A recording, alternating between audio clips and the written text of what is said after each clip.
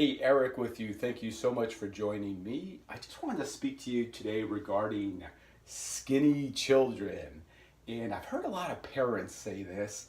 Sometimes they'll look at their child or other children, and just based on their appearance, they'll assume if they're healthy or not healthy. And a lot of times, if a child is not overweight or skinny, we will assume that they're quote unquote healthy. And with this assumption, we also feel that they can maybe get away with eating more junk food than other kids or having a less healthy diet because they are not overweight. And this can be a really, really big problem. It can lead you down a dangerous road. Um, I think we're all guilty of it. We kind of look at body weight as the end all be all in terms of health. And again, with children, I know a lot of times we'll take our child to the pediatrician and they'll do a BMI and they'll weigh them. And based on those numbers, we take that as again as a sign of their health. And that is just not the case. We cannot just go on body weight alone. It is a factor, but there are many other factors also. And again, I wanted to bring this to your attention because I think a lot of people will see their child as not being overweight and again assume that they can eat more of certain types of junk food because hey, they're not overweight, they can get away with it again. But again, that is not the case. Of course, we're all different genetically. We all have different genetics, and that can definitely affect how we put on weight and where we put on weight. One of those genetic factors is insulin sensitivity.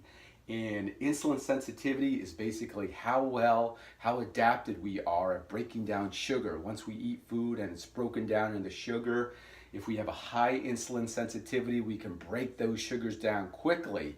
And if a child has a high insulin sensitivity, again, they're breaking down sugar quickly and they may not put on a lot of fat, or at least visual fat, and I'll get into that also. But they may be putting on a different type of fat, and again, this other type of fat is the one I'm really wanted to bring to your attention. There are basically two types of fats. We can have subcutaneous fat, and that is the more visual fat we can see under our skin, in our arms, over our stomach, and our hips and rear. That's subcutaneous fat. Again, we can see that. And again, if we see a child who has a lot of subcutaneous fat, we figure they're unhealthy. And if we see a child that does not have a lot of subcutaneous fat, we can sometimes assume again that they're healthy. However, there's a second type of fat called visceral fat, and that is fat that grows around organs. So we cannot see this. So you may have a skinny child, or you may have know a skinny child who doesn't have any of the subcutaneous fat, but in fact they may have a lot of visceral fat again that's growing around the organs. And by telling them or assuming that they can eat anything they want, or they can have more junk food than other kids because they're not overweight, or they don't appear fat on the outside, there could be a whole nother story. They could have a lot of visceral fat growing around their organs, which of course is going to lead to many problems. Heart disease, diabetes, different types of ailments with the kidneys. So I just want to bring that to your attention again. Just because a child is skinny does not mean they can get away with eating a poor diet. They have to be just as diligent as any other child, and that's something that I think we really need to get out there, because I think this is happening frequently, that we're just basing a child's health on their body weight.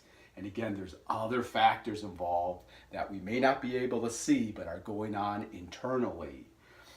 If you really want to know how healthy a child is, I think it all comes down to their physical fitness, how physically fit they are, how strong they are, their endurance. Those types of factors I think are much more telling than just solely looking at their body weight or their BMI, how physically fit they are. So again, the bottom line is, just because you have a skinny child or no skinny children that is not an indication of their health. That does not give them a free pass, or should give them a free pass, to eat more junk food just because they're not overweight. So wanted to make that point.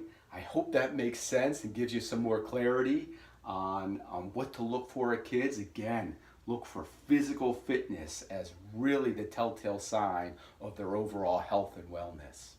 All right, thanks for watching. If you could please pass this on to as many parents as possible. I'm just really trying to get this information out there and help as many children as we can. If you can like this video, that would be awesome. We'll populate it to more and more people. And I'm going to be making a lot more videos. So if you could subscribe and follow along, I would really appreciate that also. All right, thanks so much. Bye-bye.